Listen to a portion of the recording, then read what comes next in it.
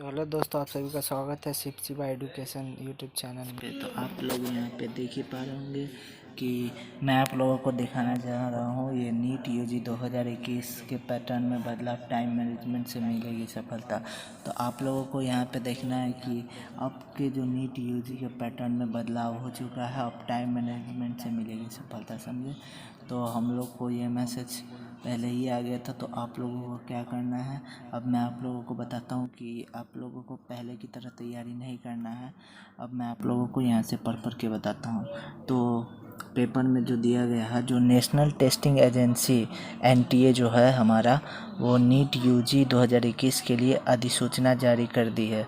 जो अधिसूचना थी वो पहले ही जारी कर चुकी है। तो नीट मेडिकल प्रवेश परीक्षा जो 2021 के लिए आवेदन प्रक्रिया जारी है, जो कि शुरू पहले ही से हो चुका है ये। और इस वर्ष नीट के पैटर्न में बदलाव किया गया है, सिर्फ इसी वर्ष के लिए नीट के पैटर्न में बदलाव किया गया है। सो ये अगले वर्ष नहीं होगा ऐसा कुछ, ये कोरोना काल की वजह से ऐसा हुआ है। तो देखते हैं, आगे बढ़ते हैं। इस वर्ष नीट में फिजिक्स, केमिस्ट्री और बायोलॉजी से कुल 200 प्रश्न पूछे जाएंगे। तो देख लीजिए दोस्तों, इस बार केमिस्ट्री व बायोलॉजी से 200 क्वेश्चंस पूछे जाएंगे, जिसमें से आपको सिर्फ 180 क्वेश्चनों का जवाब देना है, 180 प्रश्नों का उत्तर देना है। तो आप लोगों को ध्यान में रखना होगा, ये प्रत्येक विषय के प्रश्न पत्र दो दो खंडों में होंगे।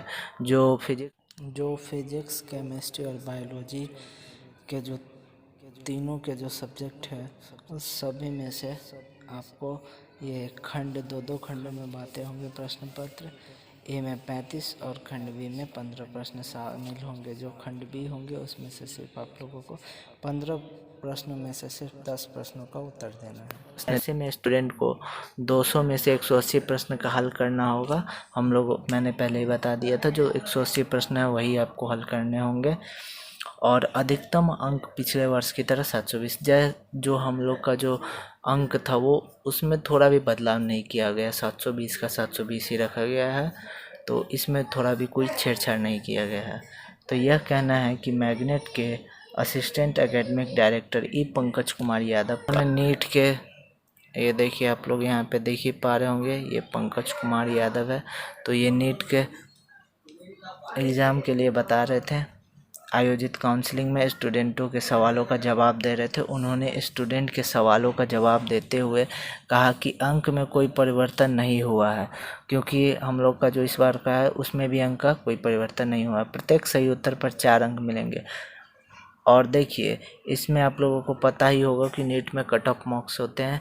तो आप लोगों को पिछले ही की तरह वैसे ही है, प्रत्येक सही उत्तर पर 4 अंक मिलेंगे और वही गलत उत्तर पर 1 अंक काट दिए जाएंगे। जैसे कि मैं आप लोगों को बता रहा हूँ कि आपका कोई एक भी सवाल अगर गलती होता है तो उसमें से आपके 1 नंबर कट जाएंगे। तो इसीलिए आप लोग सोच समझ कर बनाइए क्वेश्चन को। अगर जो नहीं आ रहा है उसे, तो मैं यही कह सकता हूँ, अगर जो नहीं आ रहा उसे छोड़ दीजिए, या फिर जो आपको लग रहा है ये बहुत सही है, ये मैं बना सकता हूँ, ये मुझे आ रही है, 100% राइट होगा इसका आंसर, तो उसी पे आप टिक कीजिए। क्योंकि हर बार की तरह इस बार भी आप लोगों को गलत उत्तर पर अंक कट जाएंगे। तो परीक्षा के माध्यम से सफल स्टूडेंट को MBBS के करीब 84,000, BDA के 28,000 के अलावा अन्य कोर्स के करीब 1.5 लाख सीट पर एडमिशन का मौका मिलेगा। तो आप लोगों के लिए पिछले से इस बार थोड़ा अच्छा, आप लोगों को 1.5 लाख सीट पर एडमिशन का मौका मिलने वाला है। जो फिजिक्स से कंसेप्ट को समझे, थ्योरी को बार बार पढ़े, उसके बाद प्रश्न हल करें। तो आप लोगों को सब कुछ करना पड़ेगा, फिजिक्स के कॉन्सेप्ट समझने पड़ेंगे, थ्योरी को बार बार पढ़ने होंगे, उसे अच्छी तरह से या तो फिर आपको रटना होगा या तो फिर उसे अच्छी तरह से अपने सर से, अपने टीचर से समझना होगा। तो इसी बीच में कुछ बच्चों ने भी सवाल पूछे थे कि 10वीं की परीक्षा पास कर चुका हूँ, 11वीं व 12वीं के साथ साथ नीट की तैयारी कैसे करूँ। कृष्ण कुमार जो सीतामढ़ी के रहने वाले हैं, उन्होंने पूछा।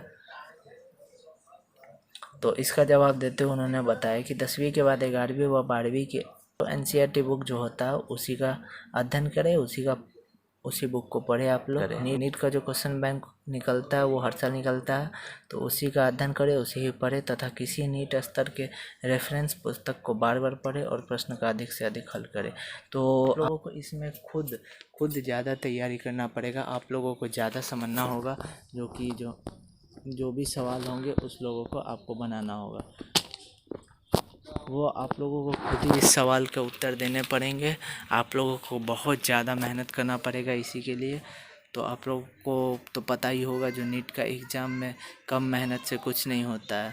तो अगला सवाल पे चलते, तो यहाँ पे बताया रहा है अगला सवाल में समय प्रबंध नहीं हो पा रहा है, फिजिक्स को कैसे कम समय में अध्ययन करें। तो ये मैं आपको बताता हूँ कि इसके जवाब में उन्होंने लिखा कि प्रत्येक दिन एक समय सारणी बनाइए, मतलब आप लोग एक रूटीन बना लीजिए और उसी प्रकार से आप लोग अध्ययन पढ़ाई करें। फिजिक्स में सभी फार्मूला को याद करें। आपके जो फिजिक्स के फार्मूलाज कम नहीं होते हैं उसे आपको याद करना अभी से ही शुरू कर देना चाहिए, जो कि आप लोग नहीं किए हैं। तो जो कर लिए उसे रिवाइज करते रहें और हर एक प्रश्न को आपको हल करना होगा, उसे हर एक प्रश्न को टच करना होगा और उसे पूरा का पूरा बना के ही आपको छोड़ना पड़ेगा।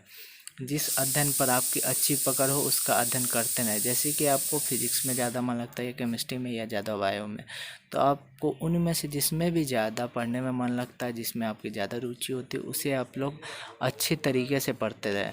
प्रत्येक दिन फिजिक्स में 3 घंटे प्रश्न हल करें। आप लोगों को फिजिक्स हल्के में नहीं लेना चाहिए क्योंकि फिजिक्स हार्ड होता है, और यहाँ पे भी यही बता रहे कि प्रत्येक दिन फिजिक्स में 3 घंटे, जैसे कि आप मैथ को देते हैं 4 घंटे, 5 घंटे या 6 घंटे, वैसे ही आप लोगों को फिजिक्स में, ये मैं आप लोगों को मिनिमम बता रहा हूँ कि 3 घंटे, लेकिन मैं आप लोगों को बताना चाहता हूँ जो 3 घंटे से भाई कुछ नहीं होने वाला है। इसी के लिए आपको एक प्रैक्टिस करना पड़ेगा, जो शुरू में 3 घंटे, फिर 4 घंटे, फिर 5 घंटे, ऐसे करके पढ़ाई करने पड़ेंगे।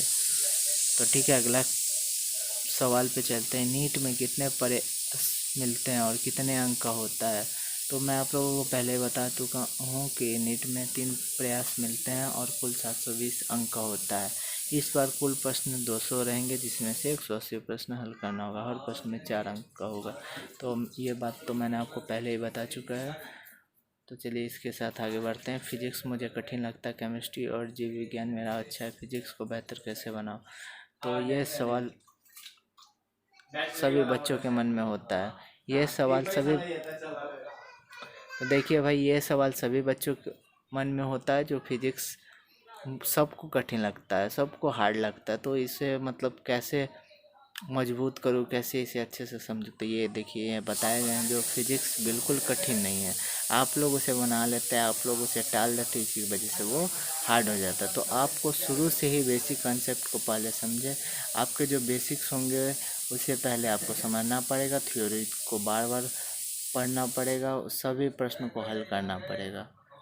इसी के साथ में वीडियो खत्म करते हैं, और हमारे चैनल पे जो नए हैं वो हमारे चैनल को सब्सक्राइब करें, लाइक करें और कमेंट करें। तो थैंक यू दोस्तों, तो मिलते हैं अगली वीडियो में।